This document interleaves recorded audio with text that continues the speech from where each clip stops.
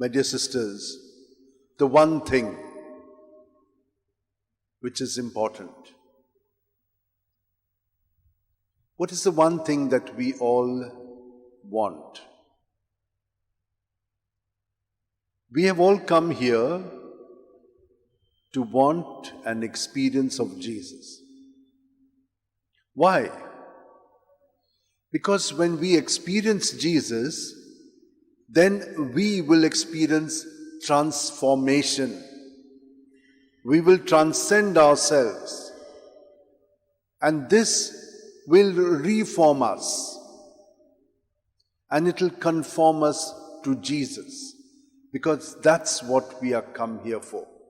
The one thing, to have a deep experience of Jesus. It is in Him we live, move and have our being. But these are only ideas. What is it in reality?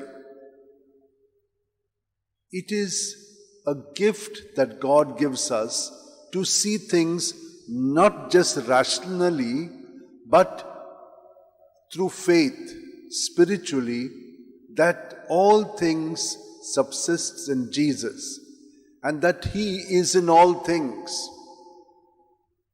Then what happens? Whatever we are doing, we are always doing it prayerfully. Otherwise, we are doing and we are asking Him to help us to do it. But can you not see that He is within us, that we belong to Him? It's like this.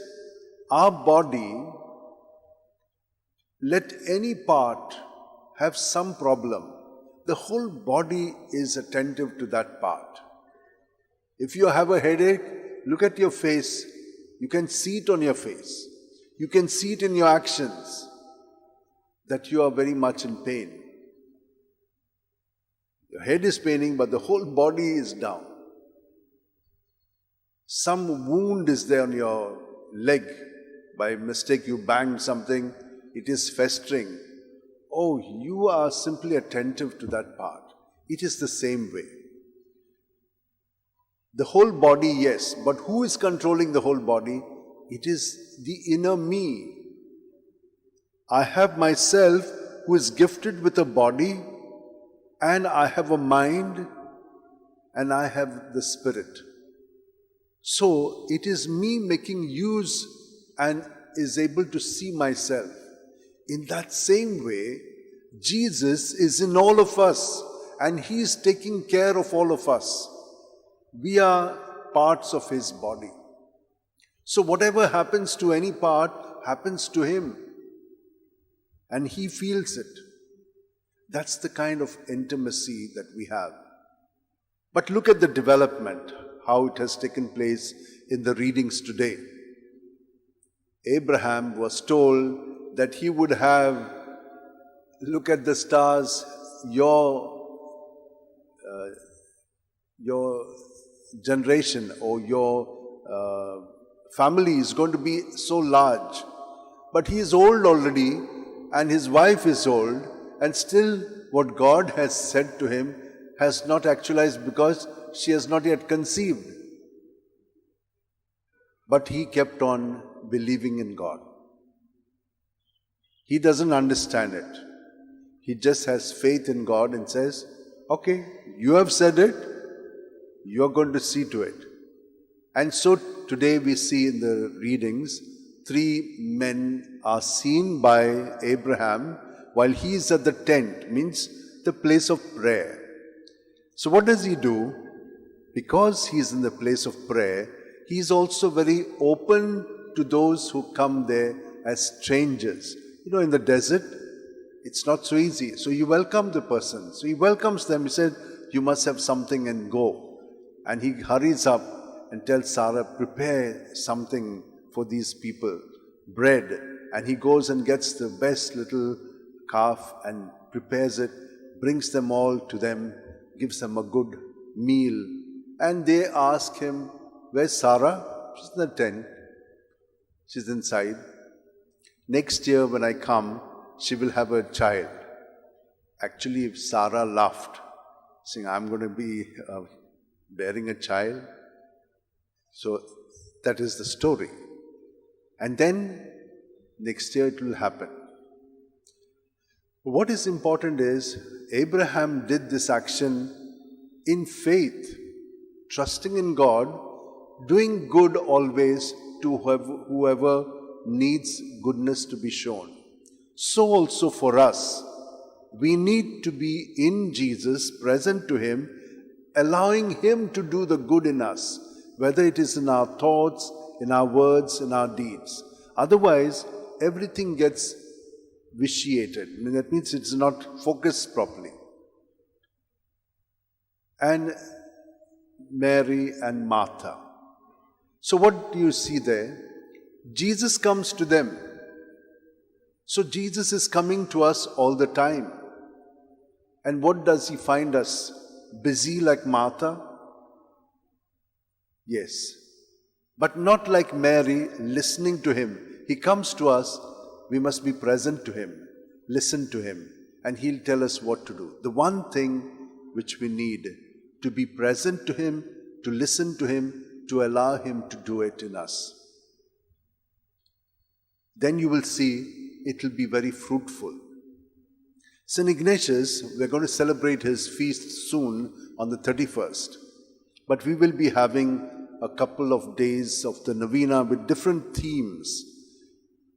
You know, one of the things that happened to him was, he was a worldly man like anyone, but then when he had the experience of Jesus, he was totally different. One day at the river Cardone, he was sitting and he had a vision. In that vision, his whole life simply changed, and he saw God in the whole of creation, and the whole of creation having God in it.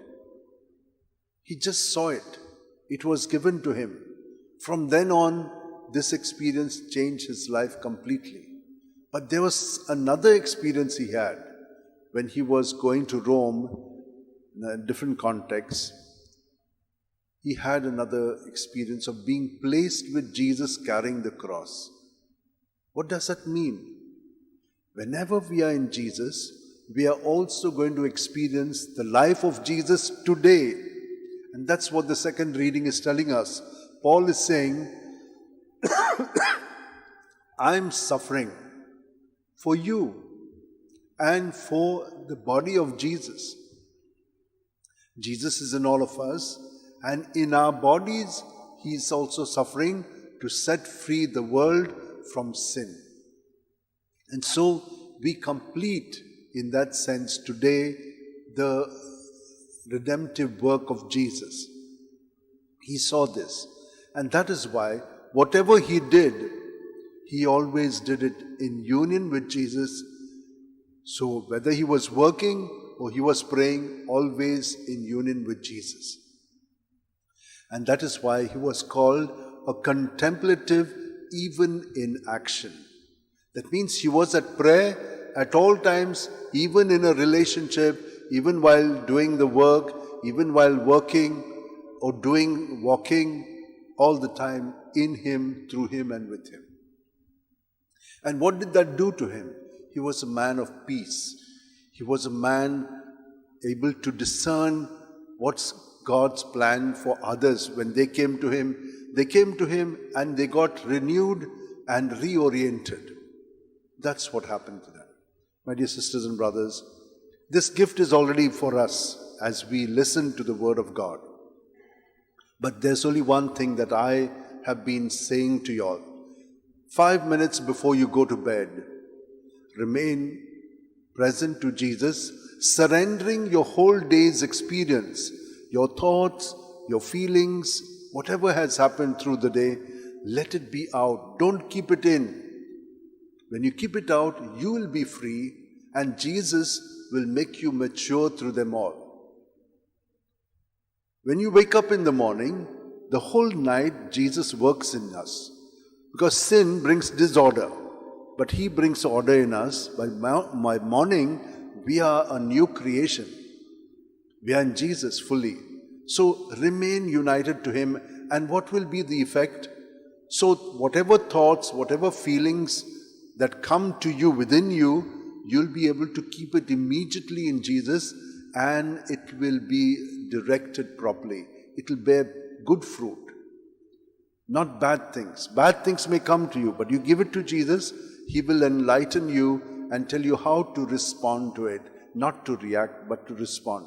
So when you can do it within you, you can also do it with others who are there with you. They may not be at your level, but then now you have that stamina of love, of Jesus who is love in us, to be able to understand them, to forgive them, to have mercy on them.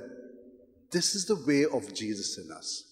And the one thing is this, to be centered on Jesus. Let us now try this for a little while. Let us all hold our hands like this, keep our eyes closed, keep our backs straight. And at every breath, from our toes right up to our head, we are filled in body, mind, and spirit with Jesus. And everything in us is in Jesus. So, as you breathe out, in Jesus' name, keep repeating His name till the breath is completely squeezed out of your body internally. And you will see that all of these thoughts and feelings, good, bad, ugly, will be out on Him.